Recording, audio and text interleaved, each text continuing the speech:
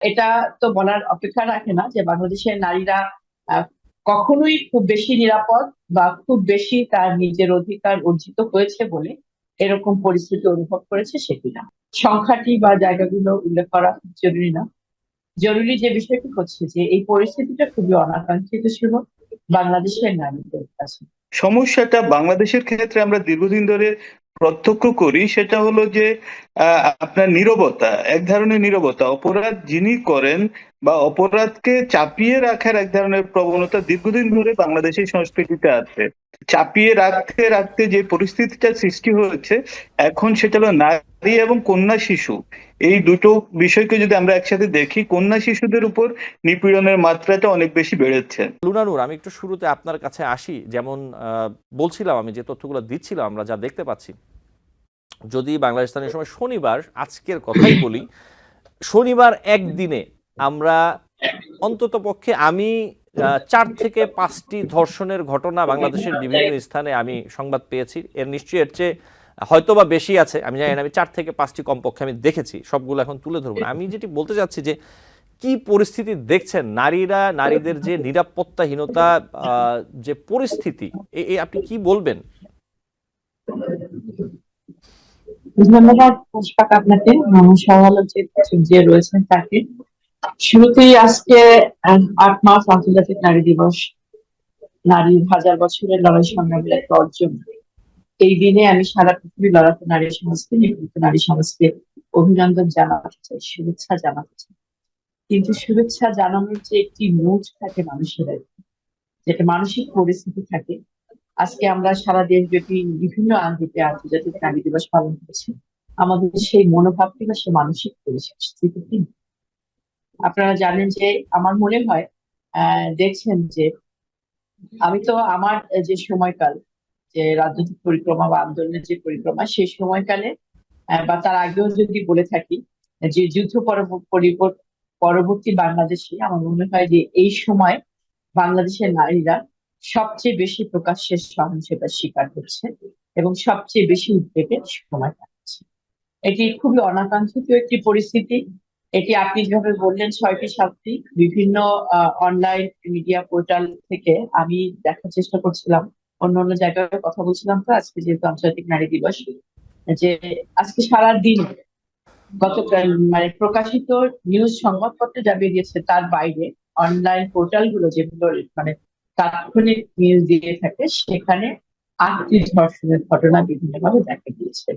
সংখ্যাটি বা জায়গাগুলো উল্লেখ করা জরুরি না। জরুরি যে বিষয়টি হচ্ছে যে এই পরিস্থিতিটা খুবই অনাকাঙ্ক্ষিত ছিল বাংলাদেশের নারীদের কাছে। কারণ হচ্ছে যে এটা তো বলার অপেক্ষা রাখে না যে বাংলাদেশের নারীরা আহ, কখনোই খুব বেশি নিরাপদ বা খুব বেশি তার নিজের অধিকার অর্জিত হয়েছে বলে এরকম পরিস্থিতি অনুভব করেছে সেটি না। আমাদের সর্বক্ষণ একটা সংগ্রামের মধ্যে দিয়ে যেতে হয়েছে। নিরাপত্তার জন্য লড়াই, নিজের অধিকারের জন্য লড়াই, সমতার জন্য লড়াই, সেটি করতে হয়েছে। কিন্তু এই যে জুলাই আগস্টের যে ছাত্র গণ অভ্যুত্থান ছিল, সেই গণ অভ্যুত্থানে বরাবরের মতো বাংলাদেশের নারী সমাজে, বিশেষ করে তরুণ নারী যারা ছিলেন শিক্ষার্থী, নারী শিক্ষার্থী, তাদের একটি খুব গুরুত্বপূর্ণ, ব্যাপক এবং ঝুঁকিপূর্ণ অবস্থান ছিল। আপনারা দেখেছেন নানা রকমের ঝুঁকি নিয়ে রাতের বেলাও আন্দোলনে তারা সামিল থেকেছে। জীবনের ঝুঁকি, নিরাপত্তার ঝুঁকি, সবকিছু, সামাজিক ঝুঁকি একজন নারীকে বহন করতে হয়।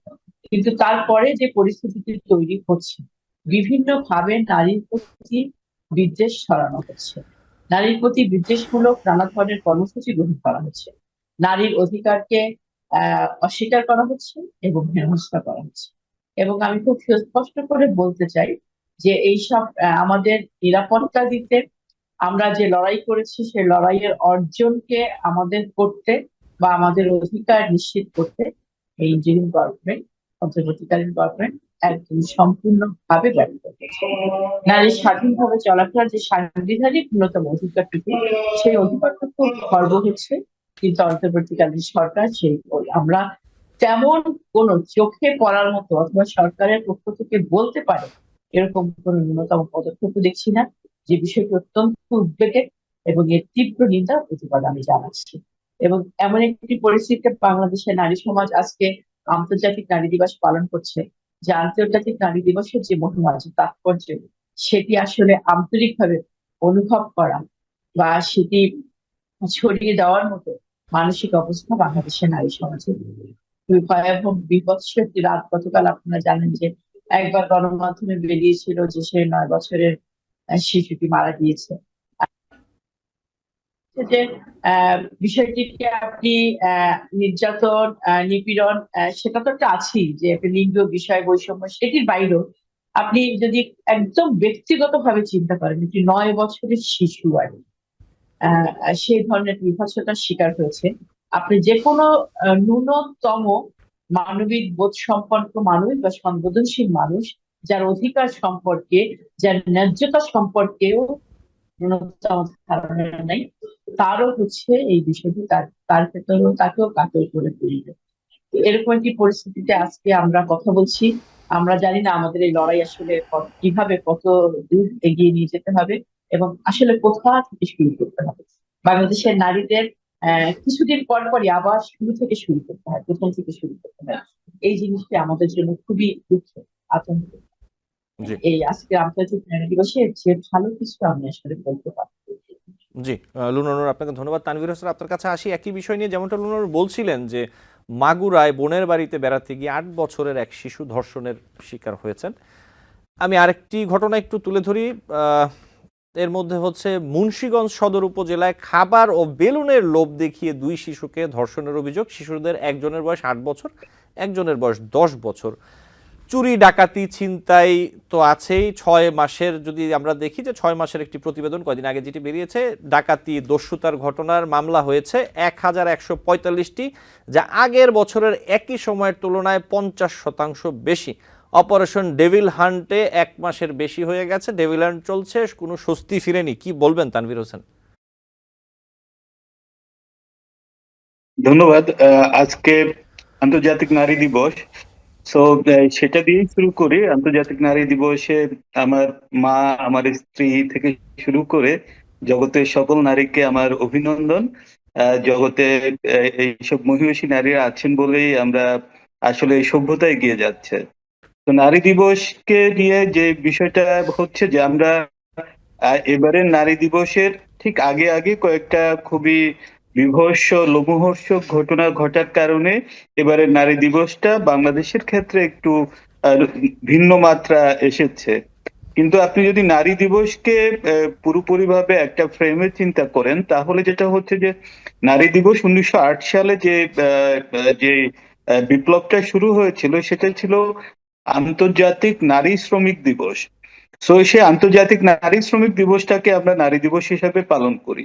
এখন এই নারীদের উপর যে আপনার নিপীড়ন, সেই নিপীড়নটা হচ্ছে মূলত 3টা দিক থেকে। একটা হলো ব্যক্তিগত, যেটা পারিবারিক সামাজিক, যেটা হলো তার ব্যক্তি নিরাপত্তার, যেগুলো ধর্ষণ বা নির্যাতন নিপীড়ন যেগুলো সরাসরি দৈহিকভাবে হচ্ছে, সেগুলো একটা। রাষ্ট্রীয় একটা নিপীড়ন হচ্ছে। রাষ্ট্রীয় নিপীড়নটা নিয়ে আমাদের আজকে অনেকখানি কথা বলতে হবে। আরেকটা নিপীড়ন হচ্ছে যেটা হলো যে তার যে অর্থনৈতিক বৈষম্য, সেই জায়গাটা থেকে হচ্ছে।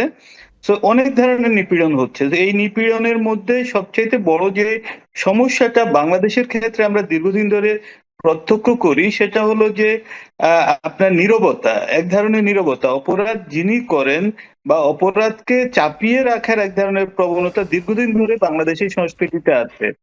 সেই চাপিয়ে রাখতে রাখতে যে পরিস্থিতিটা সৃষ্টি হয়েছে এখন, সেটা হলো নারী এবং কন্যা শিশু, এই দুটো বিষয়কে যদি আমরা একসাথে দেখি, কন্যা শিশুদের উপর নিপীড়নের মাত্রাটা অনেক বেশি বেড়েছে। আচ্ছা, এখন যেটা আমি বলছিলাম যে একটা হলো ব্যক্তি নিরাপত্তার যে বিষয়টা, সেটা তো একটা শঙ্কা রয়ে গেছে। আরেকটা যেটা রাষ্ট্র কর্তৃক যেটা হচ্ছে, রাষ্ট্র যখন একজন নারীর বা সে দেশের নারীদের নিরাপত্তা দিতে ব্যর্থ হয়, বা রাষ্ট্র যখন তার অধিকার পূরণ করতে ব্যর্থ হয়, তার স্বাধীনতা হরণ করে, কিংবা স্বাধীনতা যারা হরণ করছে, সেখানে রাষ্ট্র তার যে দুষ্টের দমন এবং শিষ্টের লালন, সে কাজটা করতে যখন রাষ্ট্র ব্যর্থ হয়, তখন কিন্তু নারী একটা চূড়ান্ত নিরাপত্তাহীনতায় ভোগে। এখন আমাদের দেশে একটা সংবাদ কাঠামোর একটা এখানে এক ধরনের ইয়ে আছে যে যখন একটা সংবাদ প্রচার হয়, সেটা রিলেভেন্ট অনেকগুলো সংবাদ আপনার হলো যে প্রচার হতে শুরু করে। এখন আমাদের কিন্তু প্রতিদিন যে হারে নারী ঘরে এবং বাইরে নির্যাতিত হচ্ছে, সেই নির্যাতনের বিরুদ্ধে আসলে একটা দীর্ঘমেয়াদী সংগ্রাম তৈরি করতে হবে। কিন্তু এর মধ্যে এটা যে জিনিসগুলো হচ্ছে, আজকে যেটা ঢাকা বিশ্ববিদ্যালয়ে যে বিশ্ববিদ্যালয়ের ছাত্রীরা যে দাবিটা তুলেছে যে ধর্ষণকারীর বা ধর্ষকের প্রকাশ্যে ফাঁসি চায়, সেগুলো আবার তাদের একটা আবেগের বহিঃপ্রকাশ। আমি তাদের আবেগের প্রতি সম্মান জানিয়েই বলছি যে আমাদেরকে অবশ্যই যাই করতে হবে সেটা আইনানুগ প্রক্রিয়ার মধ্য দিয়ে করতে হবে। নিউ ইয়র্ক থেকে সম্প্রচারিত TVN 24 টেলিভিশন বিশ্বজুড়ে বাঙালির কণ্ঠস্বর।